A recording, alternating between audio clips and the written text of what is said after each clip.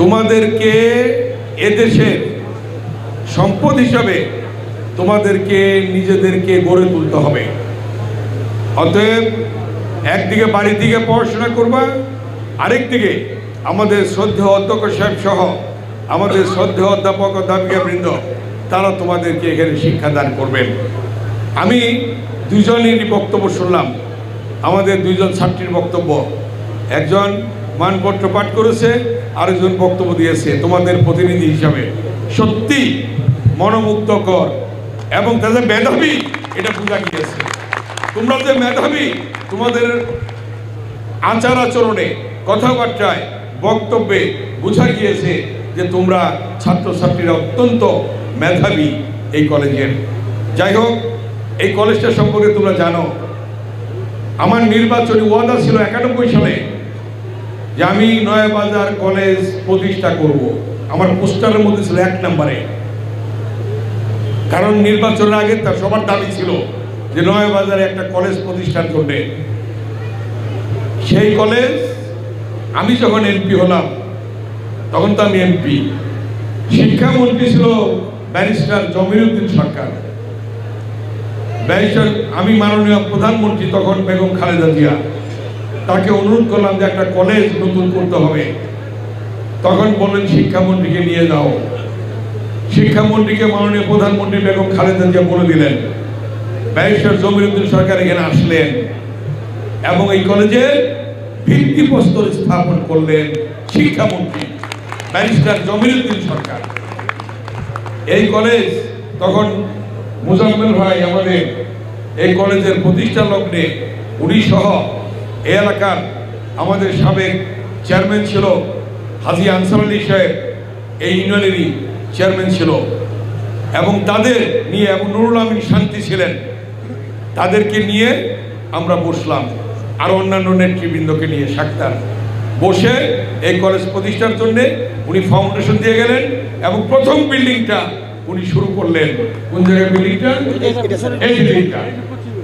এই বিল্ডিংটা উনি শুরু করলেন। তারপরে আস্তে আস্তে একটার পর একটা বিল্ডিং হলো। এই বিল্ডিং শুরু করে এখান থেকে কলেজ শুরু হয়। অতএব তোমাদেরকে বুঝতে হবে, এই কলেজ বিএনপি করেছে, খালেদা জিয়া করেছে, ব্যারিস্টার জমিরুদ্দিন সরকার করেছে এবং আমরা করেছি, এই এলাকার বিএনপির জনগণ করেছে, অঙ্গসংগঠনের নেতারা করেছে। নাহলে আজকে এখানে কলেজ হতো না। আমার ইচ্ছা ছিল এই কলেজের সামনে একটা বড় মাঠ থাকবে, ইচ্ছা ছিল মাঠ থাকবে। কেন মাঠটা হয় নাই? যখন 91 সালে কলেজ প্রতিষ্ঠা হলো, তখন 96 সালে আমরা ক্ষমতা আসতে পারলাম না। জায়গা রুট পর্যন্ত আমি নিয়ে গিয়েছিলাম, মেইন রুট পর্যন্ত, ঠিক কিনা? মেইন রুট পর্যন্ত একোয়ার করে নিয়ে নিয়েছিলাম যে মেইন রুট পর্যন্ত এখানে মাঠ হবে। এদিকে কলেজ, এই জন্যই কলেজের বিল্ডিংটা এইভাবে করেছিলাম। তখন এই মাঠ এরিয়া দিয়েছিলাম, কিন্তু 96 সালে যখন আওয়ামী লীগ ক্ষমতায় চলে আসলো, এই মাঠ আর মাঠ থাকলো না, জায়গা জমি দখল করে বিক্রি শুরু হয়ে গেল। পারলাম না করতে। এই কলেজের জন্য একটা মাঠ দরকার না? দরকার কিনা? এই ছাত্রছাত্রীদের দরকার, কিন্তু আমি পারি নাই। এর পরবর্তীতে একটার পর একটা বিল্ডিং আমরা করেছি ক্ষমতায় আসার পরে, কিন্তু মাঠ আর হলো না। যাই হোক, যদি ভবিষ্যতে কোনোদিন সম্ভব হয়, এদিকে বামুনসুর মাঠ আছে কাছাকাছি, এখন কিন্তু ছাত্রছাত্রীদের জন্য কলেজে একটা মাঠ খুবই দরকার, কিন্তু এর বাড়িঘর তো হয়ে গেছে। কি করব, কোথায় করব, করার কিন্তু জায়গা নেই। কিন্তু 96 সাল থেকে অনওয়ার্ড যদি বিএনপি ক্ষমতায় থাকতো, মাঠ হতো, আরো অনেক হতো। এতদিন হয়তো নয়াবাজার ডিগ্রি কলেজ বিশ্ববিদ্যালয় হয়ে যেত।